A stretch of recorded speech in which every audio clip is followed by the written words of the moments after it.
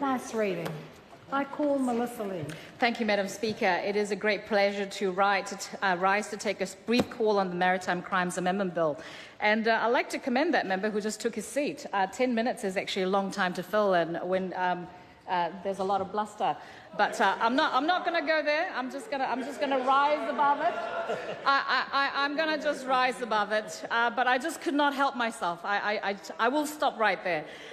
The bill creates new criminal offences regarding maritime terrorism, the illicit trafficking of weapons of mass destruction, their delivery systems and material, as well as criminalises the transportation of fugitives by ship and internationally causing any death or injury in relation to the offences outlined. These new laws will give law enforcement more tools to do their job in the interest of New Zealand and the global community. And talking about the global community, I'd like to reflect on some of the comments that my learned colleague Harate Hipango actually talked about, that international events actually affects us here in New Zealand. Madam Speaker, as you know, I was born in a country that is technically still at war in Korea, and every time a ballistic missile goes up, you know, the worries about the world is sort of on my shoulder, always worrying about the family that's over there. I have a brother who lives in New York, and every time there's some sort of a news item that actually happens, we worry about our friends and family who are all over. Because today in New Zealand, we are families. We are global citizens, and we are impacted by things that actually happen in a global community now. The bill also underpins New Zealand's commitment to strong international diplomacy and dialogue by implementing the counter-terrorism treaties that New Zealand signed in 2007 and came into force in 2010. New Zealand has always played its part, as other members have actually said, to combat terror in the high seas and to fight violence and intimidation wherever it rears its ugly head, sometimes in this House as well.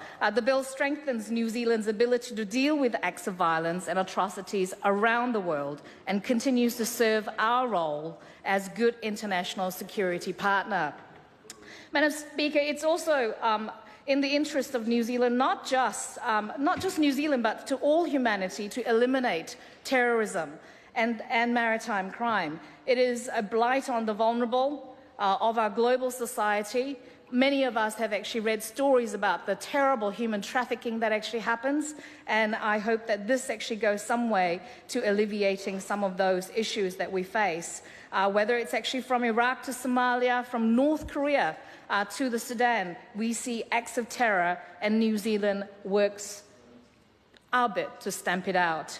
I'd like to take this opportunity to acknowledge the work of the Royal New Zealand Navy.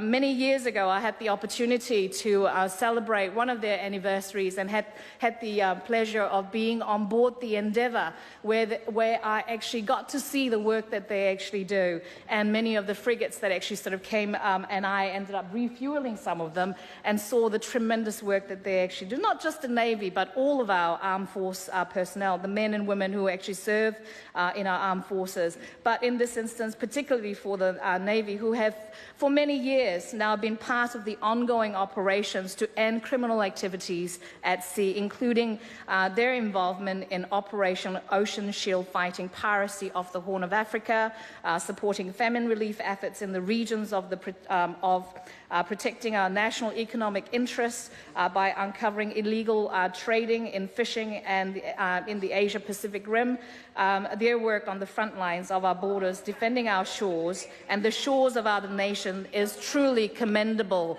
Madam Speaker. And on that note, I commend this bill to the House. I call Dr. Liz Craig. Thank you, Madam Speaker.